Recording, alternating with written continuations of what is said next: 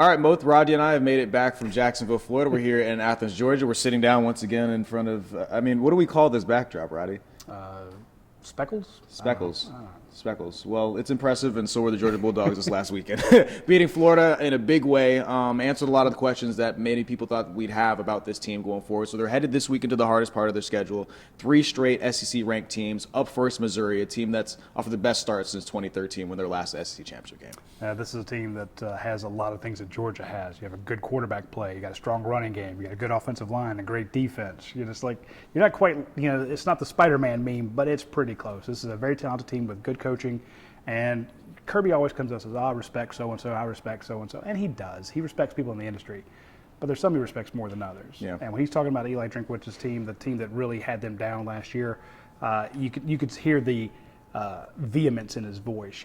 This is a man who, when he looks at Missouri, is like, this is going to be a challenge for Georgia. So I would just say he was more sincere than usual when talking about the challenge that Missouri poses. It wasn't lip service. It wasn't coach speak.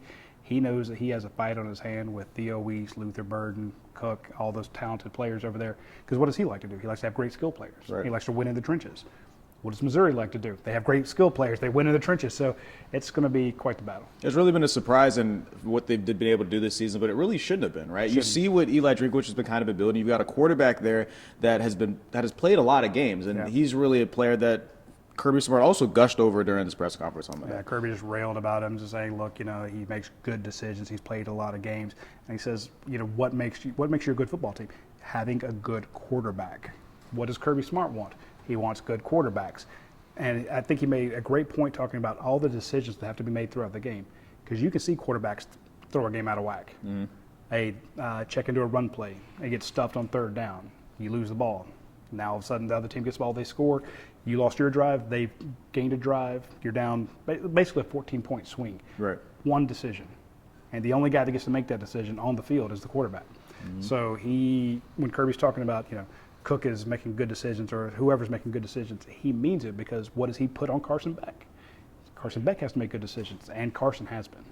He's been really, really good this year. And what we learned this last weekend is that he can look really good even without his best player. Yeah. And it looked like, Ladd McConkey might be a guy that could have been their best player if Brock Bowers wasn't on this team. He's unbelievable. SEC Offensive Player of the Week, and for good reason, coming off of an incredible performance against Florida. Yeah, and it's funny to hear all the national pundits go, he's faster than we thought. You clearly haven't been watching the games. Have you watched a Georgia game? This guy outruns people all the time. It's the same with Brock Bowers. People think, well, he's a tight end. Well, he can outrun a safety. Mm-hmm. That's what makes him the best player in college football. And he looked pretty good walking around Saturday. He's not going to be ready anytime soon, but he's not on crutches anymore. But not having Brock Bowers, that was a big question mark. Can you have a lead dog? Can you have that go-to guy? And it looks like it's Ladd McConkey. Yeah. Or maybe Dejon Edwards, to be fair. But Ladd gets the appropriate SEC Player of the Week award for having such a monster game against Florida. And they're going to need him this week because you might get – I don't know that you'll get to a shootout with Missouri, but it could happen. When you see Luther Burden, might be the best wide receiver in the nation. Yeah. He's really, really good. Georgia fought hard for him. I actually asked Kirby about that recruiting battle. Well, everybody wanted him. Georgia wanted him more than most, and they tried very hard to get him.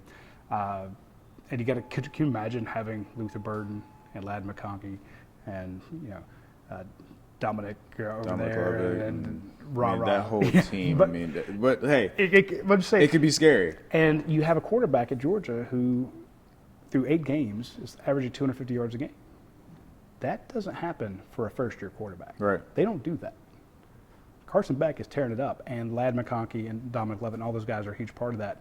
And the big question was, well, can you do it without Brock Bowers? So far, so good. But it's only been one. Right. Only one game. This next stretch is going to be incredible. A lot harder. You talk about you talk about Carson Beck. It's funny because he's sneakily having an incredible year. Yeah. You would think on the best team in the country, they've won 8, obviously, to start the year, and he's number 2 in the conference in passing yards, right behind Jane Daniels, who's having a potential Heisman Trophy winning campaign. At some point, should he be getting more credit than he should be getting right now? It's incredible what he's doing, but he's not maybe getting the credit that he deserves. Absolutely. There was a guy on Twitter that pointed out that he's averaged 250 yards a game in his first year. And I'm like, I honestly did not realize that. Yeah, doesn't feel like And it. then you look at the number of 300-yard games he had. He had 315 quiet yards against Florida because other guys were scoring. He threw a couple touchdowns. This is a guy who he's just not mentioned in that upper echelon. But then if you look at his ratings, his when he grades out at like 90%, he's got one of the highest graded players in the country. He's got one of the highest averages of completions. Guys average. He could set a record. Where he's at right now would set a record for UGA completions in a season. Wow. Completion percentages. The yards he's getting, the decisions he's making, and very few turnovers. What's Kirby Smart's number one fear? Turnovers. So you can see, remember when he was struggling, or people thought he was struggling early in the season when they weren't scoring as many points as they wanted? And Kirby was adamant about defending Carson Beck. That's what he saw in practice. Now we're seeing it in big games. Yeah, I mean, you mentioned turnovers. You see how quickly things changed for Florida in that game over the weekend, man. It can be very quick against a team like Georgia as well. This Georgia team gets to come back home for the first time in about a month. Last time they were at home, they had a ranked matchup. They blew out Kentucky in a big way, which really kind of set the tone for what we're kind of been seeing from this team over the last couple of weeks. What do they have to do, or what does it mean to be able to come back home against a Missouri team that, like you mentioned, had them on the ropes just last season? I mean, last year in Missouri, you're down 10 points with only 10 minutes left. Right. You had to pull that one out by the skin of your teeth. And you don't want to be in that same situation this year. Being back at home, though, look at what happens when these great teams, the Tennessees of the world, when Arkansas was ranked number 5 in the nation, when Kentucky comes down, and you have to play in front of Sanford Stadium. Yeah. And you got all those fans. You get down in front of that student section on the east part of the end zone, and it's loud. You can't hear yourself think. Kirby's taught these fans to really get into it. He's taught them how to affect the game. Georgia fans would cheer when good things happen in the past. It was a loud place to play, but it wasn't a maniacal place. It is now. Now it affects a football team. Kirby Smart's team only had 2 penalties on Saturday. Big. 2 that they put on themselves. It was 2 delay of games they took on purpose. So they could have gone to 0. They could have had 0 penalties in the Georgia-Florida game, something that's never happened in the 30 years that I've covered it. Missouri is actually one of the more penalized teams in the SEC. So if they come here and you get them jumping off sides, you get an illegal procedure, your team shifts and then one of their guys moves, any of that sort of stuff, and all of a sudden they're behind the sticks. Now it makes it easier when you're looking at a team that can run the ball and throw the ball. If they're 3rd and 8, well, you think they're going to throw. And if Georgia can get you behind the sticks, that's why they are one of the top defenses in the nation, because they don't let you convert 3rd downs. So the fans can help the defense stop a very powerful Missouri offense. So it's huge that they're getting back to Sanford Stadium. Which is cool because for so long it feels like the narrative at Sanford is that the fans aren't as into it, or they maybe not elite. And they've shown over the last couple of years that, Spain, you think back on that Tennessee game the wine and last year. cheese crowd anymore. Oh my goodness, that Tennessee crowd last year was incredible. That Sideways. Kentucky crowd came and did a good job as well. This weekend should be electric inside of Sanford. I'm surprised that Kirby Smart didn't start his entire press conference. We're going to need you at 3:30. Right. I mean, because he's done that in the past. He's laid the gauntlet down to the fans. And when you sitting up in the press box and you notice that they open the gates, the students come flying in 2 hours before kickoff, and they're packed in there and it's loud. And even the warm-ups are loud. Right. And when you come out of that tunnel, because the visitors' tunnel is right beside the students, and they start booing, and you're like, wait, it's an hour and 15 minutes before the game. I've covered games at Missouri. It's not like that. No? They have a good student section. Yeah. But it's nothing like what Georgia is now. Now, this year could be different. Okay. But in years past, even when Missouri was winning the SEC East, they had those 2 years that they won back-to-back in the Mark Richt era. It was a very, I don't want to call it a casual crowd. It was a good crowd, but it wasn't playing at LSU. Right. It wasn't playing at Death Valley. It wasn't playing inside, going to the Auburn game. Right. Now they've become a major SEC powerhouse, so it's wild there. And Georgia saw that last year, up close and personal. Yeah.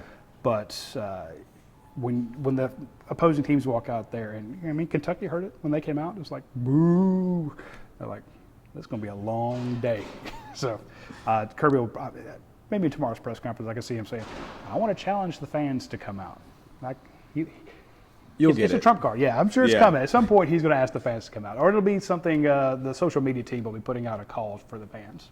Funny enough, we are reaching the point where we're having our first college football playoff rankings of the year coming this week. Radi, as we go into these first rankings, Kirby Smart's going to say it doesn't really matter. They're playing whoever's in front of them. They know if they play and win their games, they'll be in the college football playoff. But the teams around them. I really don't think he cares. Yeah, he doesn't really. I caught that sense as well. Yeah. I mean, it feels like no matter who's in front of them, they just say if we win, it doesn't really matter. Yeah, exactly.